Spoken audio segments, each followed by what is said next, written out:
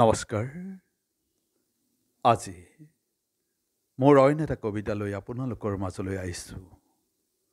কবিতাৰ শীৰ্ষ সাম্প্ৰদায়িকতা। এটা ভয়ংকৰ ৰক্তবাজ ঘূৰি ফুৰিছে। এই তৃতীয় বিশ্বৰ দেশবোৰত থাকে। ইয়াৰ য'তেই চকু পৰে ভৰিৰ পৰা মূৰলৈকে গিলি পেলায়। ই বিচৰণ কৰে, কেতিয়াবা মন্দিৰত, কেতিয়াবা মছজিদত, কেতিয়াবা গুৰুদ্বাৰত, কেতিয়াবা বাছ ষ্টপেজত আৰু কেতিয়াবা ৰেল ষ্টেচনত। ইয়াৰ কোনো নিৰ্দিষ্ট ঠিকনা নাই, নাই নিৰ্দিষ্ট পৰিসৰ, নাই নিৰ্দিষ্ট বৰফ। ই কেতিয়াবা ক'লা, কেতিয়াবা ৰঙা, কেতিয়াবা হালধীয়া আৰু কেতিয়াবা বগা। ইয়াৰ প্ৰিয় খাদ্য জমি। ই পোৱাটো বিচাৰি লয়, নোপোৱাটো আঁচুৰি লয়। ই জমি দেখা মাত্ৰেই প্ৰভুত্ব খটাই নিজৰ কৰে। ইয়াক সকলোৱে ভয় কৰে। ইয়াৰ মতেই আইন চলে। হোৱাই নোহোৱাই জাপি দিব ধাৰা।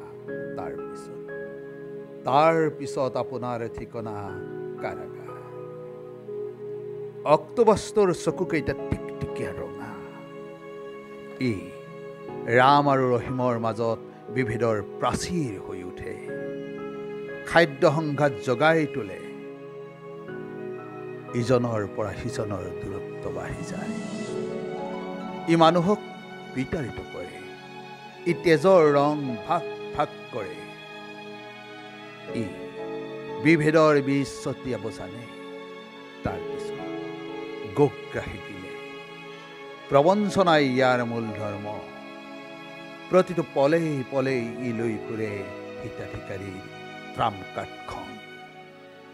গণতন্ত্ৰৰ চতুৰ্থ স্তম্ভক ই হাতৰ মুঠিত ৰাখিবলৈ খোজে। নোৱাৰিলে তিৰস্কাৰ অথবা বহিষ্কাৰ কৰে। কোম্পানীবোৰ, বাগানবোৰ, জলাশয়বোৰ, পথাৰবোৰ, চেনেলবোৰ ই নিজৰ কৰে। প্ৰশাসন যন্ত্ৰটো ই পকেটত লৈ ফুৰে। প্ৰতিটো ৰাজহুৱা অনুষ্ঠানৰ মালিকত্ব ইয়াক লাগে। ই ল'ৰা ৰজাৰ দৰে আচৰণ কৰে। ই বৰ লোভীয়া।